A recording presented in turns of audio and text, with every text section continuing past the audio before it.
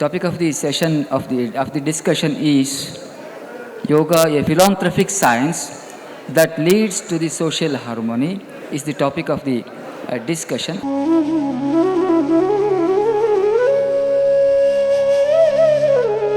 I request Wendy Mandris to present your thoughts. It's on the yoga.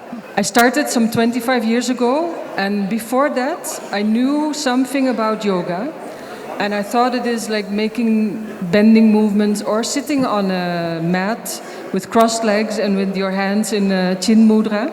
I didn't know that name by then, and it was all weird because I'm not from India, I'm from Netherlands, and there's nothing such thing as yoga there.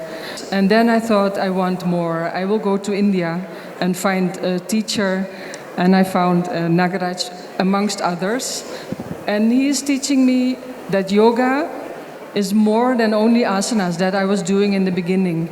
So I was already introduced to Patanjali, and in Patanjali it starts with his instructions on yoga. And the second verse of Patanjali Yoga Sutras, as you may all know, is Yogas Chitta Vritti Nirodha. I wonder, what does that mean? And also, how do you do that? It means stopping or bringing under control the thought waves of the chitta. I didn't know what was chitta. I do know what is thought waves or thinking, but how do you really stop them? And Patanjali gives the instructions in the Yoga Sutras. And he starts with saying actually that there's two different types of thoughts.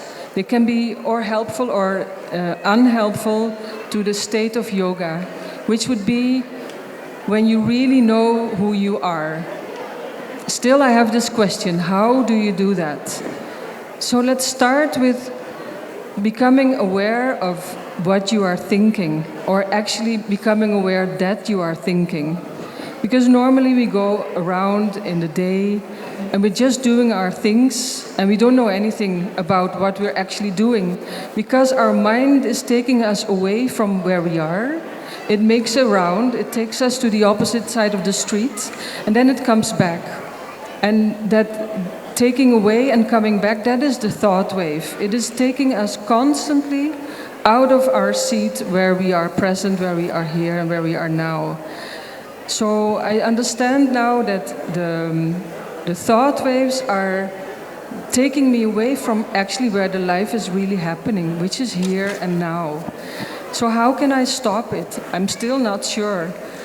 There's a few instructions that Patanjali gives. It is bringing opposite to what you're thinking. So if you're having a negative thought, bringing the opposite to your mind, and it will maybe dissolve or it will maybe annihilate the negative thought. He says, let me remember, vitarka bharane pratipaksha bhavanam, bringing counteracting thoughts to your mind, which will help to negate the negative thoughts that we all have. And then, of course, we have still the positive thoughts. That comes in a later stage. I'm not arrived there just yet. Other thing is that we are also working our way through kleshas, which are obstacles to samadhi. Kleshas, ignorance, asmita, the egoism, attachment, non-attachment, or attachment, aversion, raga and dvesha, and abhinivesha, the fear of death, clinging to life. We need to become aware. And how do we become aware of this? Through meditation. So take time.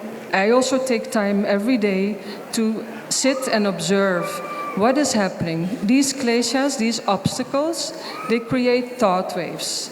And the thought waves and the obstacles need to be observed, analyzed, bring them into attention, pay attention to them, and then know that they are there, and then you can do something about it. As long as we are unaware, we don't do anything about it. So finally, Patanjali says, meditate. Sit down with an erect spine, with your head up, with your shoulders relaxed, with your breath calm and at ease. And please just sit there for some time. Do nothing. Don't expect anything. and just observe. And that is, in short, my thought on yoga. May I request Susanna Strasberger to present her ideas on this. I want to share thoughts inspired by the Katha Upanishad. Kathopanishad. Yes. Yes. And the title will be On Life, Death and Immortality.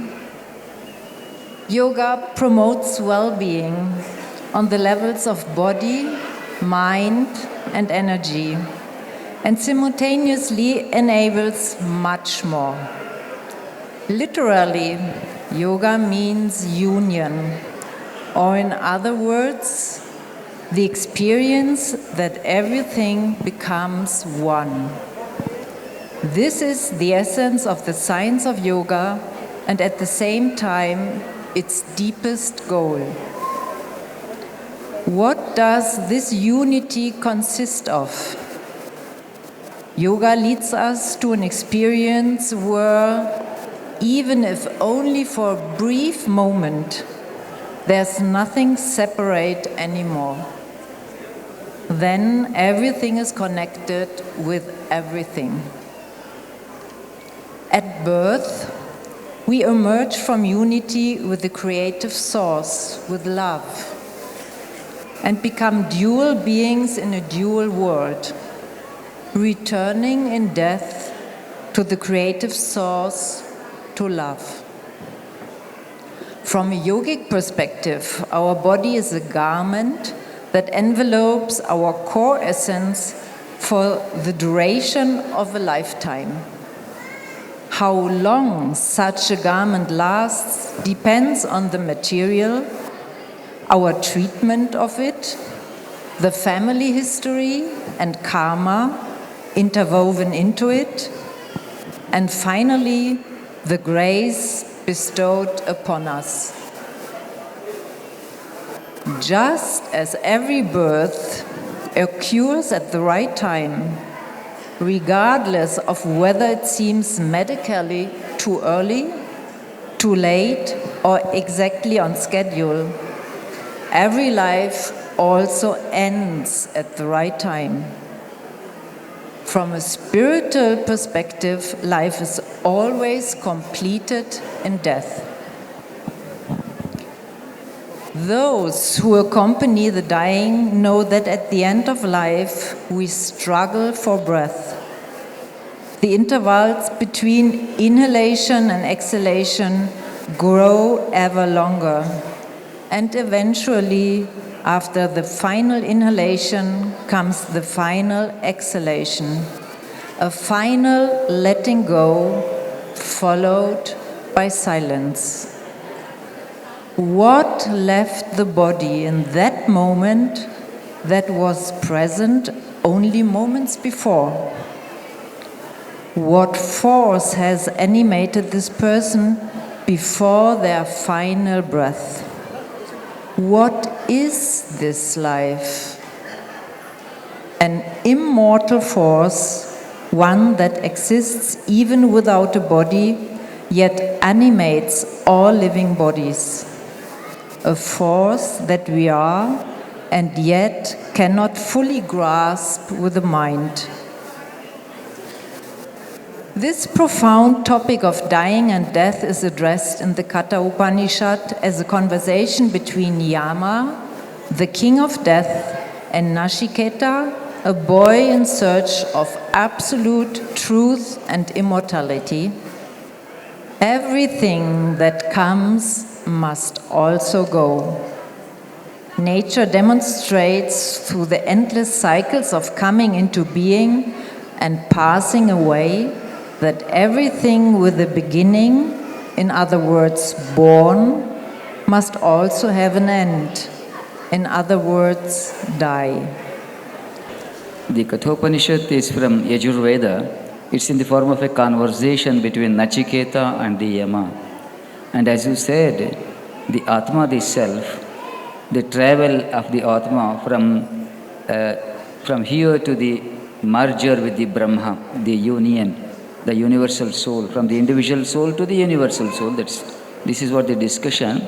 In Kathopanishad there is one hymn, Dandramyamana pariyanti mudhaha andhenaiva niyamana yathandaha. Yama says, in this world, all are ignorant.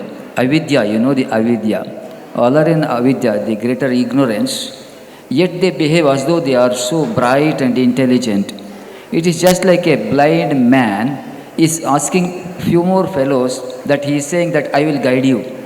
That he is going to guide few more people. How do they lead? So a blind man guiding other blinds. So the mundane aspects is like that. That's a description in Kathopanishad. However, when you have spoken of Chitta Vrittis, I think how do you feel the Chitta Vrittis can be controlled through the yoga practices? Can that be controlled through the yoga asana system? Of course, you said asana itself is not the complete picture of yoga. It is a wider, it is much broader than that meaning.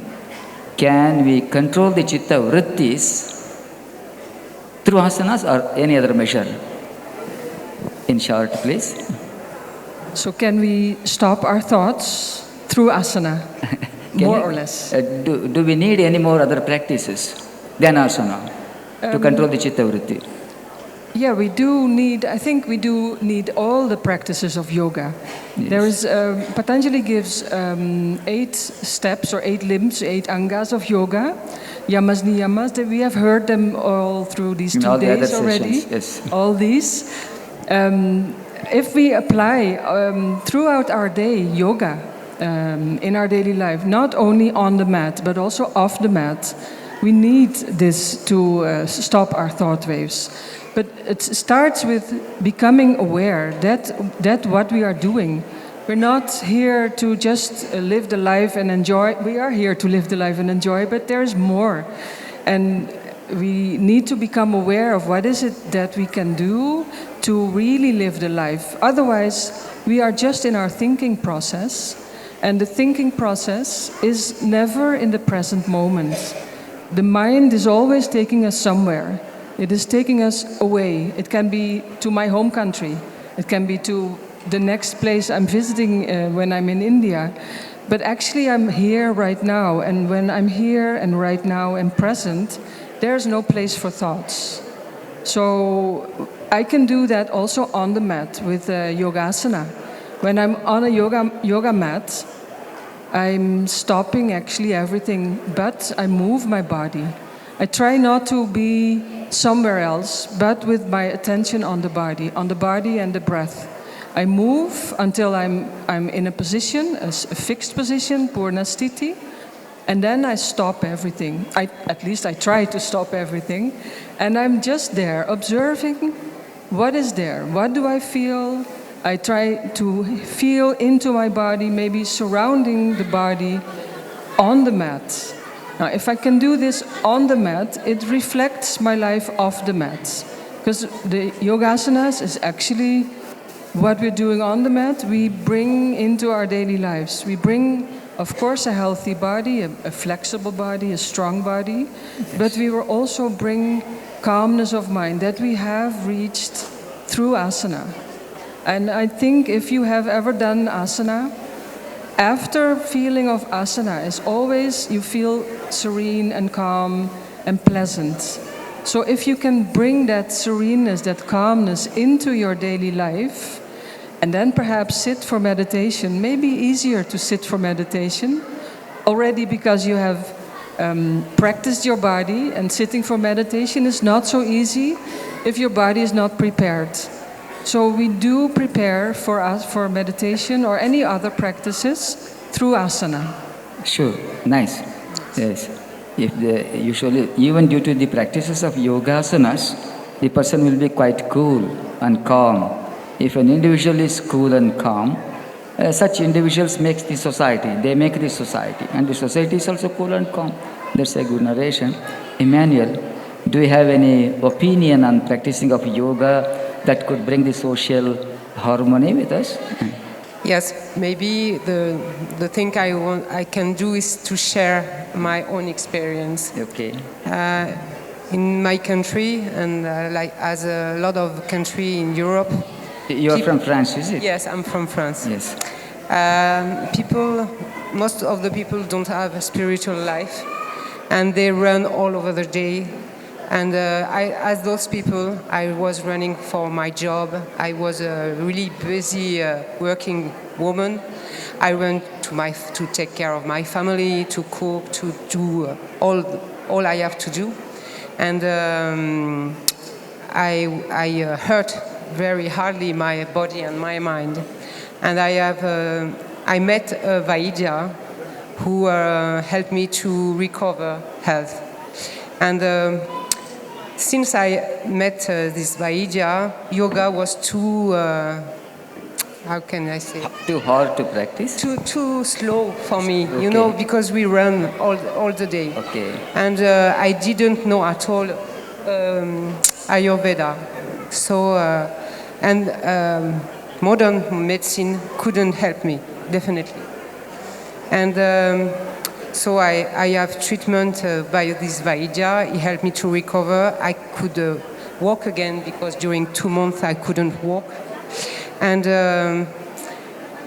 my experience is that with yoga and Ayurveda, I understand a lot of things.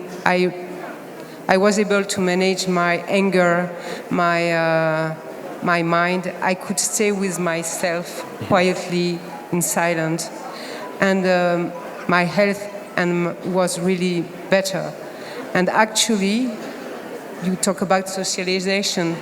Maybe by what I lived, I can share that with another manager, with another worker.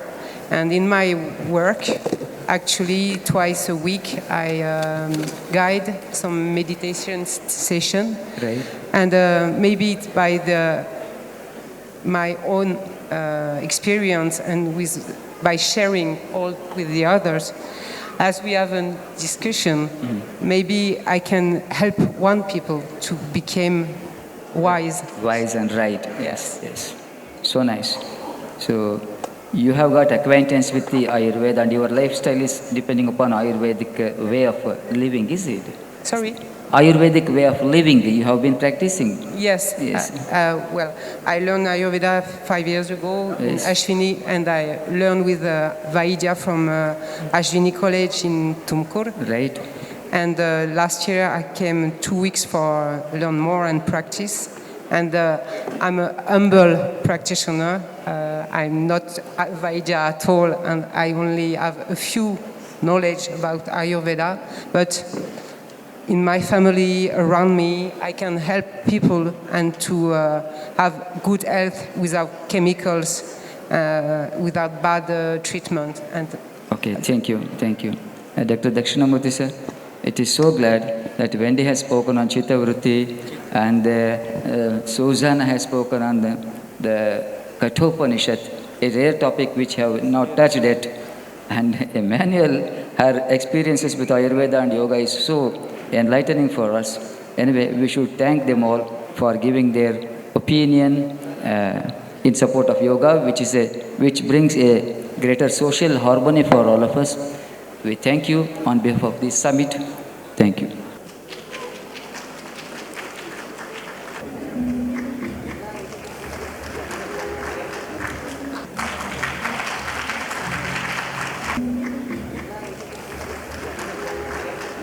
Thank you.